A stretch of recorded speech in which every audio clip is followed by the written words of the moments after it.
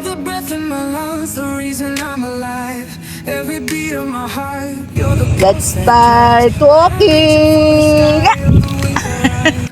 I rise because of you. Love I abide. You're the whisper in the wind and the thunder too. The shelter in the storm. Going walking is full of good for our health. Kahit na matanda na sa edad, habang malakas tayo at binibigyan ng lakas, makapagkilos, gawin natin sapagkat dadating ang araw na tayo'y manghihina at mananawa sa paggala. So habang malakas, ibigay mo na sa ating Panginoon ang the best. I'm sorry, reaching for the stars. Let's walk! No matter where we are. This is good for our body.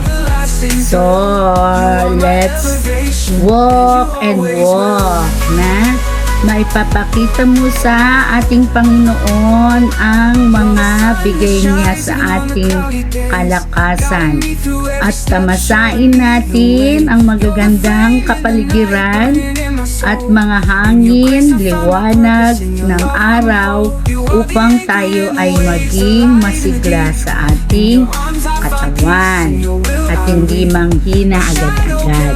So magalak tayo ngayon na nararamdaman natin ang araw, ang hangin at ang magandang tanawin. Let's enjoy our life that God gives to us. So in Philippians 4:13, ito yung verse na masishare ko na I can do all things through Christ who strengthens me. So enjoy what you can, and Jesus Christ gives you more strength in our life. You and all of us. Enjoy walking.